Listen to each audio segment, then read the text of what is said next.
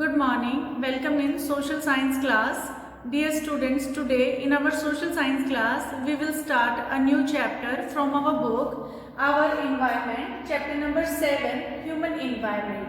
And in this chapter, we will discuss three basic points of human environment. First one is settlement. Settlement में हम देखेंगे कुछ types of settlement जैसे कि permanent, temporary, rural and urban settlements. Next point is transportation.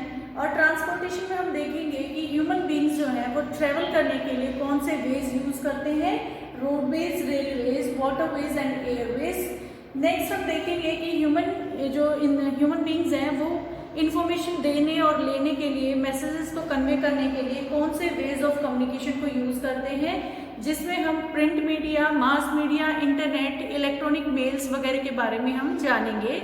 Now let's start our lesson.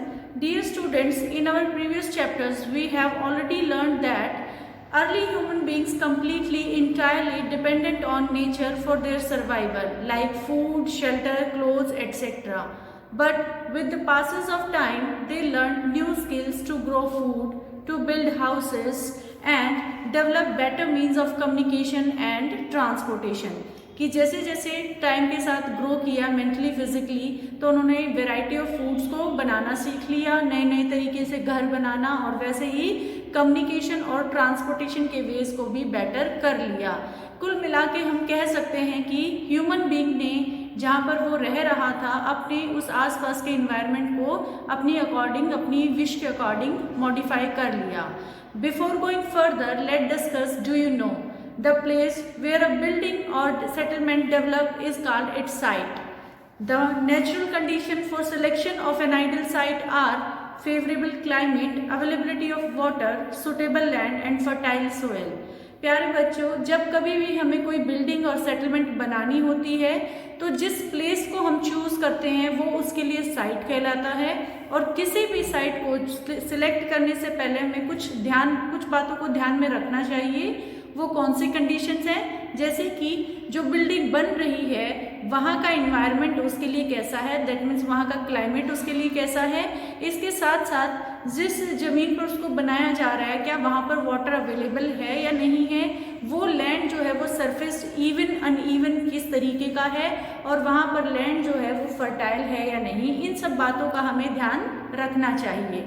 अब हम बात करते हैं सेटलमेंट की।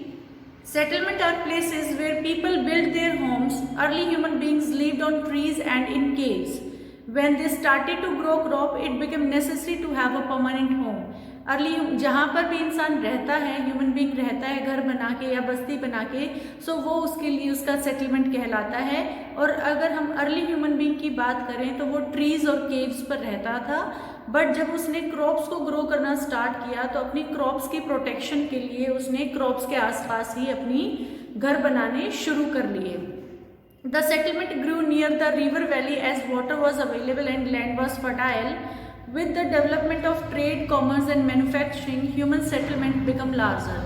So early human being जो थे उन्होंने जहाँ पर वो क्रॉप्स ग्रो कर रहे थे और वो क्रॉप्स ग्रो कर रहे थे रिवर वैलीज में, सो कुल मिला के जो रिवर वैलीज थी उनमें सेटलमेंट्स ज़्यादा होने लगी वाटर की अवेलेबिलिटी की वजह से और लैंड के फर्टाइल होने की वजह से। और जैसे जैसे ट्रेड बढ़ गया, इकोनॉमिक एक्टिविटीज़ और कॉमर्स एक्टिविटीज़ बढ़ गई, मैन्युफैक्चरिंग बढ़ गई, तो ह्यूमन सेटलमेंट जो है वो लार्ज होनी शुरू हो गई, एक्सपेंड होनी स्टार्ट हो गई।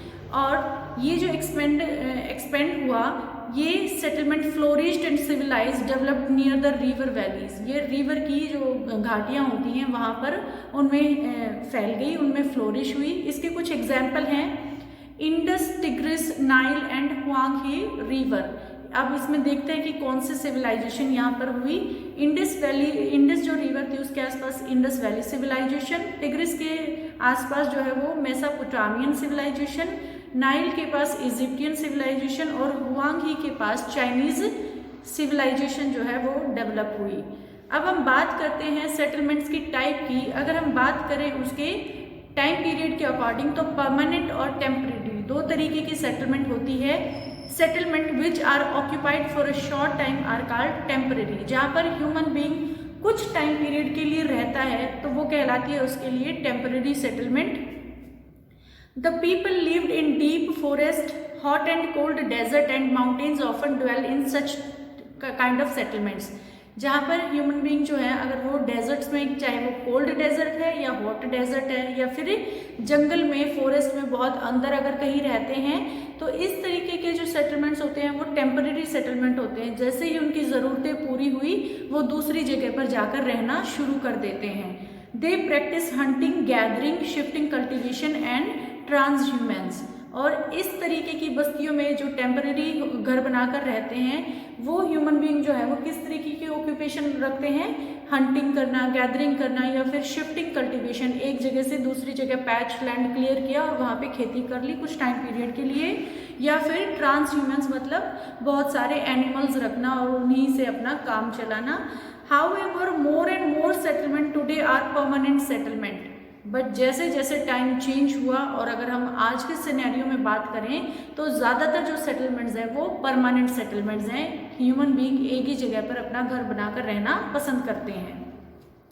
इन these settlements people build home to live in. अब हम बात करते हैं एक स्टोरी की जिसमें मैरी के बर्थडे पार्टी की स्टोरी है. देखते हैं वहाँ पर वो क्या डिस्कस करते हैं. It was Mary's birthday party. She and her friend were waiting for Gurpreet to arrive so that Mary could cut the cake. At last, Gurpreet arrived, tired, coughing and wheezing. She explained that the traffic jam was terrible. Mary's mother, Mrs. Thomas, patted Gurpreet's back and shied. अब यहाँ पर बात हो रही कि जो Mary है उसकी बर्थडे पार्टी है बट वो अभी केक को कट नहीं कर रही है क्योंकि वो वेट कर रही है अपने एक फ्रेंड का जिसका नाम है गुरप्रीत. और गुरप्रीत को आने में थोड़ा सा लेट हो गया. जब वो पहुंची तो उसको कफ आ रही थी और वो थक गई थी. उसके साथ साथ उसकी सांसें भी जो है वो बहुत ज़्यादा तेज़ी से आ रही थी. ऐसे में मैरी की जो मम्मा थी उन्होंने उसकी बैग को थोड़ा सा टैप किया और उसके बाद उससे पूछा कि क्या हुआ. सो of the pollution in our city. Prasad had recently come from his village. He asked, why do we have such traffic jam and such pollution in the cities? The number of vehicles is increasing day by day due to the growing population in the cities. Mary's father, Mr. Thomas, replied. अब यहाँ पर एक और बच्चे की बात हो रही है जिसका नाम है प्रसाद. वो कहता है कि शहर में इतना सारा जैम क्यों है और इतना सारा पोल्यूशन भी क्यों है. सो यहाँ पर मैरी के फादर जो है वो आंसर करते हैं कि यहाँ पर पॉपुलेशन जो है वो बढ़ती जा रही है जिसके साथ साथ ट्रैफिक भी बढ़ रहा है और इसी कारण यहाँ पे जाम लग गया है. Then Prasad asked, why are people coming to the cities? Her mother replied, they come looking for jobs, better education and medical facilities. Many further inquired, if so, many people keep coming to cities. Where will all the people live? अब यहाँ पर प्रसाद जो है वो कहता है फिर लोग सिटी में आते ही क्यों हैं. तो इस पर मिसेस थॉमस कहती है कि अच्छी एजुकेशन, जॉब और मेडिकल फैसिलिटी होने की वजह से लोग यहाँ पर सिटी के अंदर मूव करते हैं. यहाँ पर एक और बच्चा पूछता है कि अगर ऐसे ही रहा तो सिटी में रहने के लिए जगह नहीं बचेगी और सभी लोग सिटी में मूव करते रहेंगे. Mister Thomas said, that is why you see so many slum and squatter settlements where people stay in congested and unhygienic conditions. तो मिस्टर थॉमस कहते हैं कि यही बात हो रही है, इसी वजह से तो हमें शहर में अनहाइजेनिक सेटलमेंट्स देखने को मिलती हैं, झुग्गी झोपड़ियाँ, बस्तियाँ, जहाँ पर अच्छे तरीके से फैसिलिटीज़ भी अवेलेबल नहीं हैं और ऐसे कंडीशन में ह्यूमन बीइंग रह रहे हैं. Shortage of power and water supply are common problem in the cities. Prasad said, our village may not have big cinema hall, well-equipped school and good facilities, but we have lot of open spaces and fresh air to breathe in.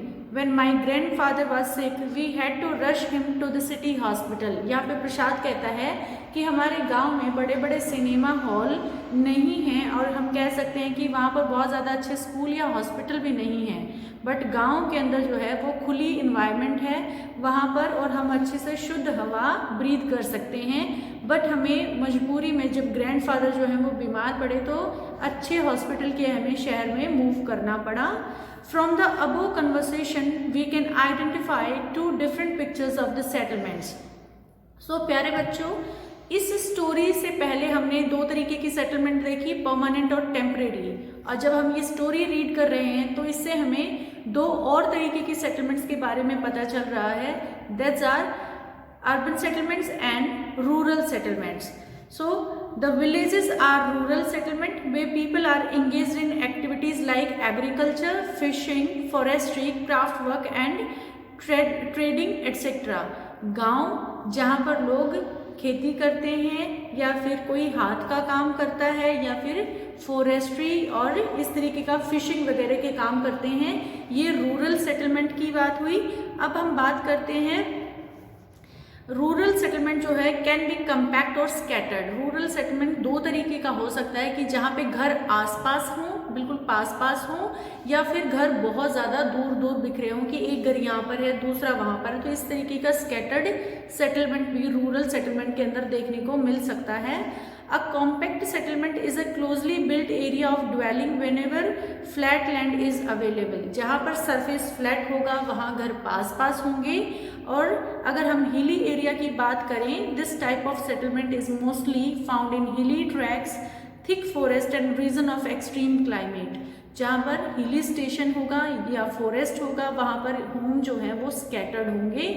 एक घर इस वाली हिल पे है तो दूसरा घर दूसरी हिल पे है, एक फॉरेस्ट के अंदर है एक फॉरेस्ट के बाहर है. इस तरीके के स्कैटर्ड सेटलमेंट देखने को मिलेंगे. In rural areas people build houses to suit their environment. In region of heavy rainfall, they have slanting roof. Places where water accumulate in the rainy season, the houses are constructed on a raised platform on or stilts.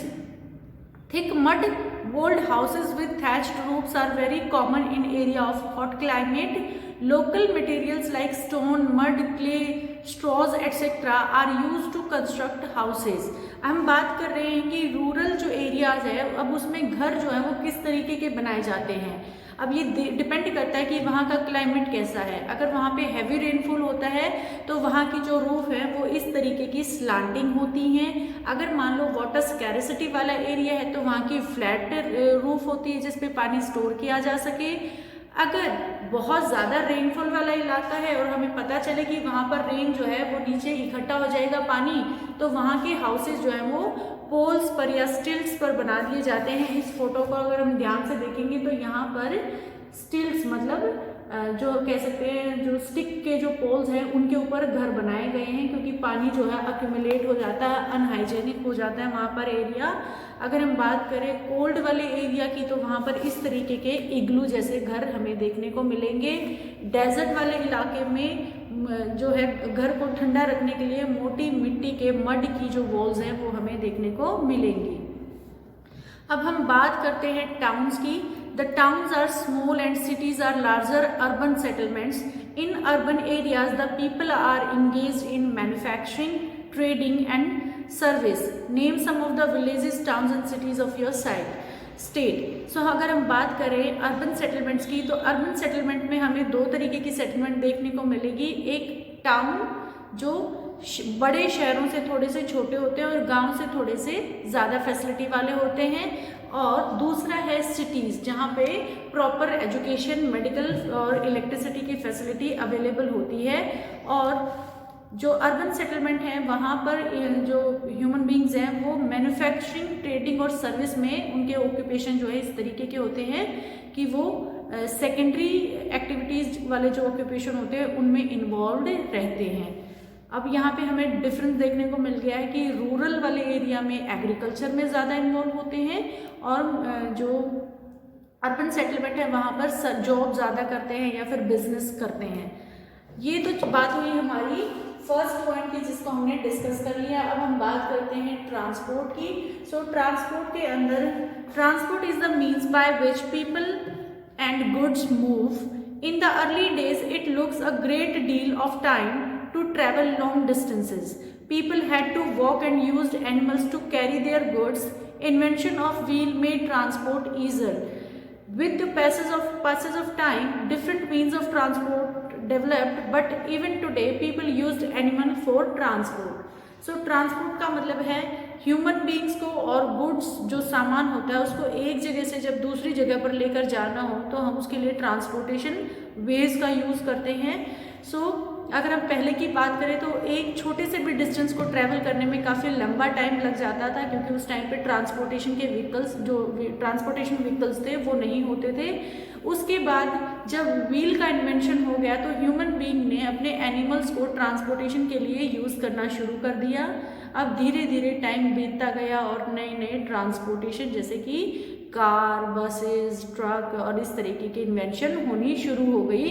But अगर हम आज भी rural वाला area देखें तो वहाँ पर अभी भी एनिमल्स को ट्रांसपोर्टेशन के लिए यूज़ किया जाता है। यहाँ पर भी एक हॉर्स कार्ट, जिसमें हॉर्स का यूज़ किया जा रहा है सामान को और ह्यूमन बींग्स को मूव करने के लिए, तो हम इसमें देख सकते हैं। In our country donkey, mules, bullock and camels are the common. हमारे यहाँ पर इस तरीके के हॉर्सेस, बुल और कैमल्स वगैरह को ट्रांसपोर्टेशन के लिए यूज़ किया जाता है। In the Andes mountain of South America llamas are used as are yaks in Tibet. जैसे तिब्बत में हम याक को सामान की ढुलाई के लिए यूज़ करते हैं, वैसे ही साउथ अमेरिका में लामा जो एनिमल है उसको सामान की ढुलाई के लिए यूज़ किया जाता है। The early trader from other countries use to take several month to reach India. They took either the sea route or the land route. Aeroplanes have made travel faster now. It takes only 6 to 8 hours to travel from India to Europe. Modern means of transport thus saves time and energy. अगर हम पुराने time की बात करें तो जो travellers यहाँ आते थे उन्हें महीनों महीनों इंडिया तक पहुँचने में लग जाते थे। बट अगर हम आज के सिनेरियो में बात करें तो एरोप्लेन जो एक ऐसा वेज ऑफ ट्रांसपोर्ट है जिसमें हम यहाँ से अगर हमें यूरोप जाना है तो हार्डली 6 to 8 आवर्स लगते हैं। सो हम कह सकते हैं कि मीन्स ऑफ ट्रांसपोर्ट ने डिस्टेंस को रिड्यूस कर दिया है और हमारे टाइम को और एनर्जी को सेव किया है। अब हम यहाँ पर कुछ टाइप्स देखेंगे। Mainly the 4 major means of transport are number 1 roadways, railways, waterways and airways. So उससे पहले हम डू यू नो डिस्कस कर लेते हैं। There are several national and state highways in India. The latest development in India is the construction of expressways. The golden quadrilateral connects Delhi, Mumbai, Chennai and Kolkata. So India में बहुत सारे national और state highways हैं जिसमें बड़े बड़े शहरों को कनेक्ट किया जाता है। ऐसे ही अगर हम करंट बिल्कुल जो लेटेस्ट डेवलपमेंट है सो वो एक्सप्रेस वेज हैं जिसमें गोल्डन क्वाड्रिलेटरल का किया गया है। इसमें मेनली जो मेजर 4 सिटीज़ हैं इंडिया की, जिसमें दिल्ली, मुंबई, चेन्नई और कोलकाता है, उनको रोड के द्वारा कनेक्ट किया गया। अब हम बात करते हैं रोडवेज की। The most commonly used means of transport specially for short distance are roads. They can be metalled and unmetalled. The plains have a dense network of roads. Roads have also been built in terrain like desert, forest and even high mountain. हम बात करें road की तो जो छोटा distance अगर हमें travel करना है तो वो हम वाया रोड कर सकते हैं। रोड 2 तरीके की हो सकती है, मेटल्ड एंड अनमेटल्ड, कच्ची रोड, पक्की रोड। उसके साथ साथ रोड जो नेटवर्क है वो तराई में, मतलब हिल स्टेशन से नीचे की तरफ, फॉरेस्ट के अंदर, हिल स्टेशन पर, हर जगह हम रोड निकाल सकते हैं, बना सकते हैं। Manali to Leh highway in the Himalayan mountain is one of the highest roadways in the world. विश्व के सबसे हाईएस्ट रोडवेज में से आता है हमारा मनाली टू लेह का हाईवे जो है। Road built underground are called subways और underpath. Flyovers are built over raised structures. जब हम बात करें अगर स्ट्रेट जा रही है तो ये नॉर्मल रोड हो गई, जब अंडरग्राउंड जा रही है तो उसे सबवे या अंडरपाथ बोल सकते हैं, और जब ऊपर से जा रही है तो वो हमारे फ्लाईवेज हो गए हैं। अब हम बात करते हैं railways. The railways carry heavy goods and people over long distance quickly and cheaply. The invention of the steam engine and the industrial revolution helped in speedy development of rail transport. So, अगर हमें लंबा travel करना है और उसके साथ सस्ता travel भी चाहिए तो रेलवेज उसके लिए बिल्कुल परफेक्ट है। इसके साथ साथ जब स्टीम इंजन डेवलप हो गया और इंडस्ट्रियल रेवोल्यूशन ज़्यादा हो गया सो इसने ट्रेन की डिमांड को भी ज़्यादा कर दिया। Diesel and electric engine have largely replaced the steam engine. और जब डीजल डीजल एक न्यू इन्वेंशन हुआ, उसके साथ इलेक्ट्रिक इंजन्स आ गए, तो इन सब ने क्या किया, ट्रेन की जो एफिशिएंसी थी उसको भी बढ़ा दिया। In place super fast train have been introduce to make the journey fast. उसके बाद अब सुपर फास्ट ट्रेन भी आ गई है जिसमें बहुत फास्टली और कम टाइम में लंबा डिस्टेंस हम ट्रैवल कर लेते हैं। The railway network is well developed over the plain areas. Advanced technological skills have enabled laying of railway line in difficult mountain terrain also। पहले तो ट्रेन जो है वो फ्लैट सरफेस पे ही प्लेन वाले एरिया में ही बनाई जाती थी। अब जैसे जैसे कंस्ट्रक्शन की भी स्किल्स बढ़ती जा रही हैं और न्यू इन्वेंशंस हो रहे हैं, तो अब हम तराई वाले इलाकों में भी और जो लाइट हिल स्टेशन है वहाँ पे भी रेलवे ट्रैक्स बिछा सकते हैं। But these are much fewer in number, but ये अभी भी नंबर जो है कम है, दैट मीन्स अभी भी हम कम कर सकते हैं ऐसा काम। Indian railway network is well developed, it is the largest in Asia. Asia का सबसे लंबा रेलवे नेटवर्क जो है वो इंडिया का है। यहाँ पर पिक्चर दी गई ट्रांस साइबेरियन रेलवे जो है ये लॉन्गेस्ट रेलवे ट्रैक है, रेलवे सिस्टम है जो कनेक्ट करता है सेंट पीटर्सबर्ग को वेस्टर्न रशिया से और ईस्टर्न में रशिया में व्लादिवोस्तोक तक यहाँ पर ये कनेक्ट करता है। ये लॉन्गेस्ट रेलवे ट्रैक है। अब हम बात करते हैं वाटरवेज की। You have already learn that since early days waterways were used for transportation. Waterways are the cheapest for carrying heavy and bulky goods over long distance. They are mainly of two types, inland waterways and sea route. अगर हम पहले के time की बात करें 1800 और 1700 के आसपास, तभी वाटरवेज जो है वो डेवलप हो गया था। और वाटरवेज जो है अगर हमें लॉन्ग डिस्टेंस में हैवी बल्कि गुड्स को ट्रैवल करवाना है तो उसके लिए सबसे अच्छा जो कह सकते हैं हम ट्रांसपोर्टेशन वेज है। इसके साथ साथ इसके टू टाइप्स हैं, inland waterways and sea route. Navigable rivers and lakes are used as inland waterways.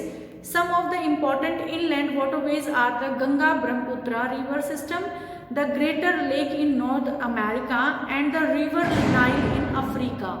So जब रिवर और लेक्स के अंदर ट्रांसपोर्टेशन होता है तो वो कहलाता है इनलैंड वाटरवेज, जिसके एक इंडिया का एग्जांपल यहाँ पर दिया गया है गंगा ब्रह्मपुत्र इनलैंड नेविगेशन, और वन एग्जांपल है यहाँ पर ग्रेट लेक्स का इन नॉर्थ अमेरिका एंड अफ्रीका के अंदर नाइल जो रिवर है उसके अंदर जो नेविगेशन होता है वो भी इनलैंड वाटरवेज का एग्जाम्पल है। Sea route and ocean route are mostly use for transporting merchandise and goods from one country to another. और जब हम बात करें ओशियन रूट की या सी रूट की, उसमें मेनली एक कंट्री से दूसरी कंट्री में सामान लेकर जाया जाता है। these routes are connected with the ports, और ये सभी रूट्स जो हैं वो पोर्ट्स के द्वारा कनेक्टेड होते हैं। Some of the important port of the world are Singapore and Mumbai in Asia, New York, Los Angeles in North America, Rio de Janeiro in South America, Durban and Cape Town in Africa, Sydney in Australia, London and Rotterdam in Europe. So यहाँ पर कुछ ports के example दिए गए हैं। जैसे अगर हम बात करें बसेस की तो वो बस स्टैंड पर जाती हैं, ट्रेन जो है वो रेलवे स्टेशन पर जाती हैं, सो एरोप्लेन एयरपोर्ट पर जाते हैं, वैसे ही शिप्स जो होते हैं वो अपने पोर्ट पर जाते हैं। और यहाँ पर कुछ जो पोर्ट के एग्जाम्पल्स हैं उनके नाम यहाँ पर दिए गए हैं। अब हम बात करते हैं एयरवेज की, जो कि आज का हम कह सकते हैं बहुत ही फेमस वेज है ट्रांसपोर्ट का। So this is the fastest way of transport developed in the early 20th century. It is also the most expensive due to the high cost of fuels. ये सबसे फास्टेस्ट है, मतलब एक जगह से दूसरी जगह बहुत कम टाइम में ट्रैवल कर सकते हो, बट इसके साथ साथ ये बहुत ज़्यादा एक्सपेंसिव भी है। और इसके एक्सपेंसिव होने का कारण है बहुत ज़्यादा फ्यूल का यूज़ होना। Air traffic is adversely affected by the bad weather like fog and storms. अब ये एयरवेज जो है इसको हमारा जो इन्वायरमेंट है, वेदर है, क्लाइमेट बहुत ज़्यादा इन्फ्लुएंस कर सकता है। अगर तूफान आ जाए, धुंध पड़ जाए, फॉग हो जाए, तो ऐसे में एयरवेज जो है वो बैडली अफेक्ट होता है। It is the only mode of transport to reach the most remote and distant areas, specially where there are no roads and railways. But इसके साथ साथ इसकी कुछ अच्छी बातें भी हैं, जैसे कि बहुत ज़्यादा किसी रिमोट एरिया में जाना हो, किसी हाई हिल स्टेशन में जाना हो, तो उसके लिए ये बहुत अच्छा भी है। और helicopters are extremely useful in most inaccessible areas and in the time of calamities for rescuing people and distributing food, water, cloth and medicine। इसके साथ साथ जो हेलीकॉप्टर है, जब कोई नेचुरल कैलेमिटी हो जाए, बाढ़ आ जाए, सूखा पड़ जाए, तूफान आ जाए और ह्यूमन बींग्स फंस जाएं कहीं पर, उनके लिए खाना भेजना है, उनके लिए मेडिकल फैसिलिटी भेजनी है, तो ऐसे में हेलीकॉप्टर जो है बहुत यूजफुल साबित होते हैं। Some of the important airports are Delhi, Mumbai, New York, London, Paris, Frankfurt and Cairo. So ये कुछ फेमस जो है एयरपोर्ट्स के नाम मैंने आपको यहाँ पर बताए हैं। Now our last point that is communication. So communication की डेफिनेशन है, communication is the process of conveying message to the others. जब हम दूसरों को कोई मैसेज कन्वे कर रहे हैं, सो वो कम्युनिकेशन कहलाता है। With the development of technology, human have devised new and fast mode of communication. Explain the evolution of the communication system. अब हम यहाँ पर देखते हैं कि हमने टाइम के साथ साथ ह्यूमन बीइंग ने कैसे अपने मैसेज को कन्वे करने का तरीका बदल लिया है। पहले ह्यूमन बींग्स जो है वो आपस में ही वर्बली बोल के कम्युनिकेट कर रहे हैं। उसके बाद एजुकेशन आ गई, एजुकेशन के बाद धीरे धीरे लोगों ने लिखना पढ़ना सीख लिया, तो लेटर ट्रैवल होने लग गए, पोस्टमैन, पोस्ट ऑफिस, ये सब कुछ आ गया ट्रेंड में। उसके बाद प्रिंट मीडिया, यहाँ पर बुक्स, मैगजीन्स, न्यूज़पेपर्स, ये सभी वाइडली डिस्ट्रीब्यूट होना स्टार्ट हुए। और उसके बाद धीरे धीरे और भी ज़्यादा डेवलपमेंट हुई, फ़ोन, टेलीफोन, टेलीविज़न, ये सब चीज़ें जो हैं आ गई। अब हम बात करते हैं फर्दर और क्या चेंजेस हुए टेक्नोलॉजी में। The advancement in the field of communication has brought about an information revolution in the world. Different modes of communication are used to provide information, to educate as well as to entertain.